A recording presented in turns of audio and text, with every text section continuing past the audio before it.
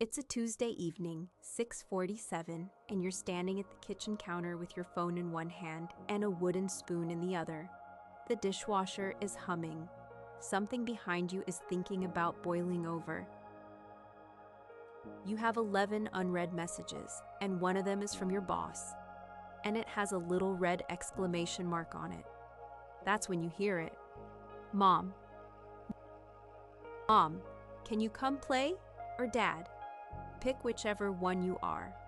The word doesn't matter, the pitch does. It's that specific pitch kids use when there's a whole world set up on the living room floor and it can't start without you.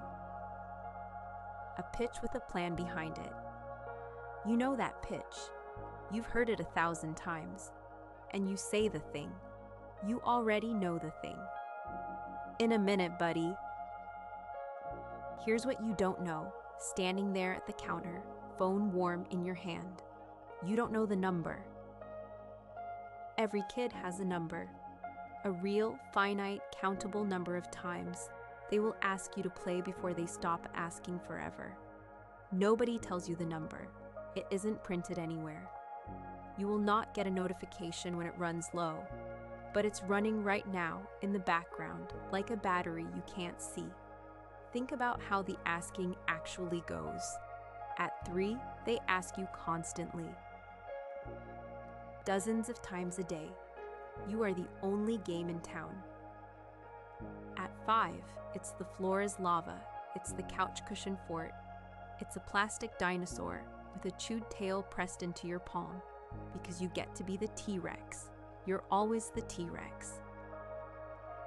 At 7, it's a board game with half the pieces missing and rules they are absolutely making up as they go. At 9, it's shooting hoops in the driveway. It's watch this. It's time me. It's bet you can't. And then somewhere around 11 or 12, quietly, without a single announcement, the asking changes. Developmental psychologists have mapped this arc for decades. Pretend play peaks in the early elementary years and fades as kids move toward adolescence. The door doesn't slam. That's the cruel part. It just swings slower and slower, and then one day you look up and it's closed, and you cannot remember the last time it was open. There was a last time you carried your kid. You probably don't remember it. You put them down like you'd done 10,000 times, and neither of you knew. There will be a last time they ask you to play. Same rules. Do one piece of math with me, and I promise it's the only math in this video. Say your kid is 8. Say the asking fades, the way it usually does. Around 12. That's 4 years, which sounds like an ocean of time, but you're not home most of each day, and neither are they. Strip out school, work, sleep, the practices, the errands, and what's left is a couple of real hours on weekdays plus the weekends. Now count how many of those hours already have something in them. The window you've been thinking of as their whole childhood is actually a specific shrinking stack of ordinary evenings exactly like this Tuesday. The Tuesdays are the childhood.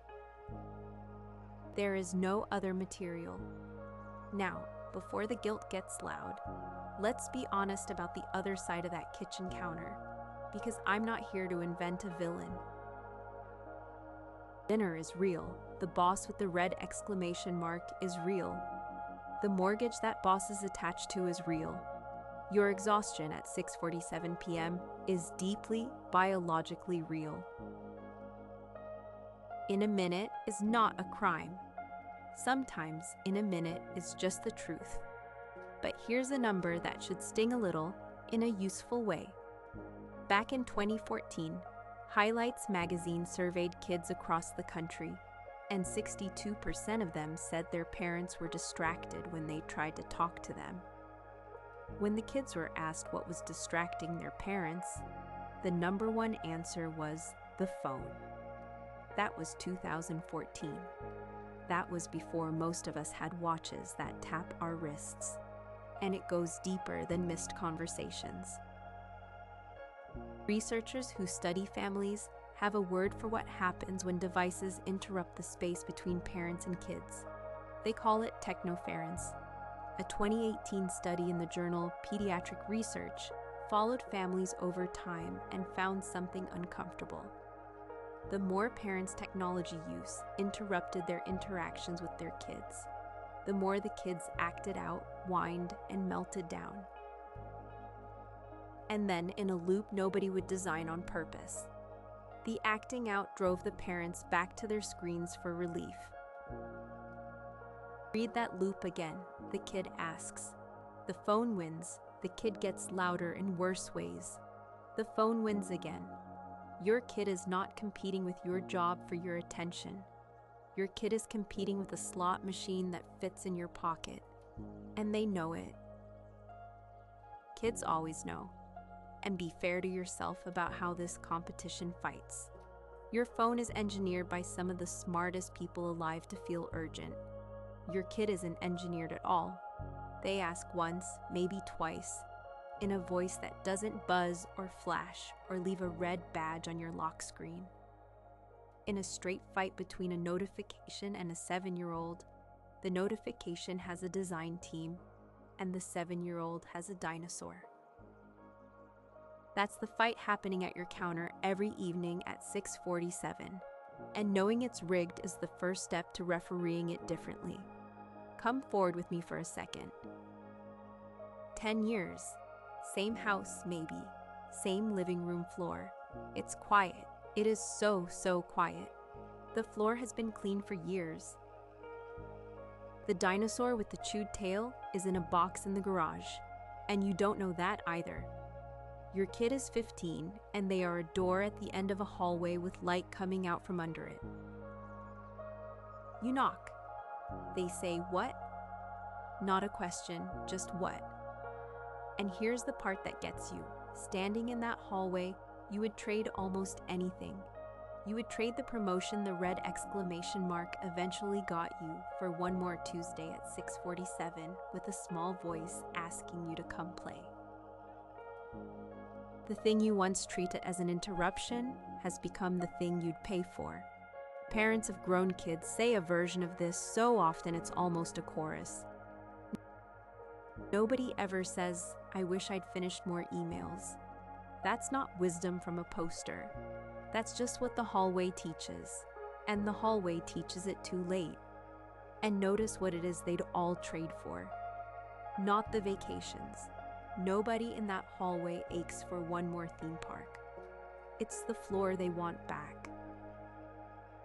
The ordinary floor, the lava, the chewed dinosaur, the fort that ruined the couch cushions for a week. The cheapest currency in your life right now turns out to be the one that appreciates the most. So here's the turn, and I want to be precise, because this is not a guilt video. Guilt is useless. Guilt just makes you sad at the counter instead of distracted at the counter. Your kid can't play with your remorse. You cannot know which ask is the last one. That information is simply not available. So you only have one move, and it's this. Change your ratio.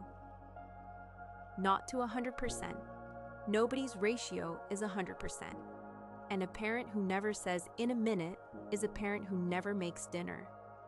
Change it from whatever it is now to something a little better, on purpose. And here's what makes that easier than it sounds. Kids are not asking for what you think they're asking for. They are not asking for 2 hours.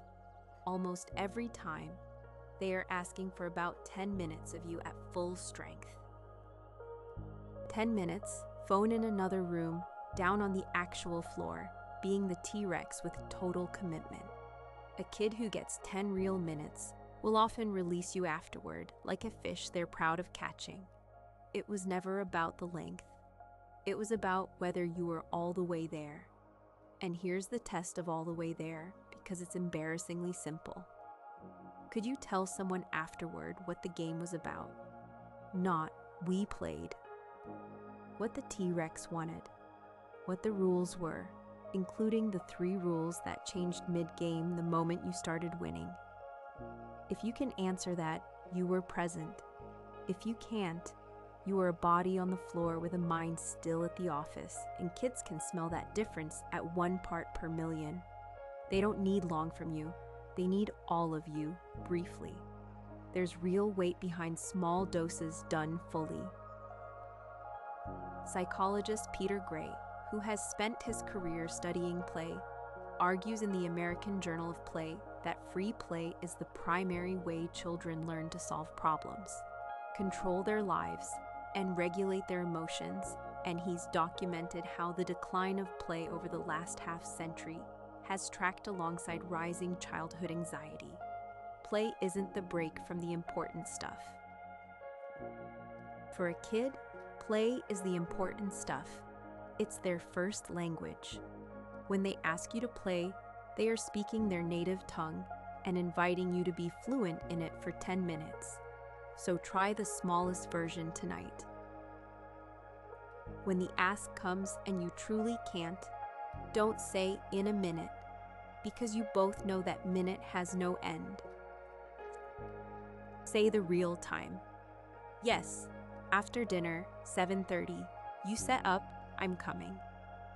And then, this is the entire trick. Actually come. A kid who learns your yes means yes will forgive 100 not nows. A kid who learns your yes means maybe stops spending their asks on you. That's how the number runs out early. Not through one big failure, through 1,000 soft maybes. Now the part almost nobody tells you, and it's the part I most want you to keep. The asks never actually stop. They change costume. The 15-year-old behind that door does not want to play dinosaurs. But one night they'll drift into the kitchen while you're cleaning up and say, "Want to see something dumb?" And hold out their phone. That is the ask. It's wearing a hoodie now. It sounds optional. It is not optional. It is the same small voice from the living room floor, just older and with more armor on, checking one more time whether you're still someone worth asking. The parents who lose their teenagers, truly lose them, are almost never the ones who missed a game of dinosaurs in 2026. They're the ones who stopped recognizing the ask when it stopped looking like one. So no, you can't protect the last time. It's coming, and it will pass unmarked, like the last time you carried them. But you can do something better than mourn it in advance. You can make sure that when the asking changes shape, you're still the person they aim it at. The floor is lava, the dinosaur needs a voice. The window is open tonight, and it will not always be. So here's my question, and I want real answers in the comments. When was the last time your kid asked you to play, and what did you say? And if you can't remember the last time, tell me that too. Because that's an answer, and it might be the one you needed to hear yourself say.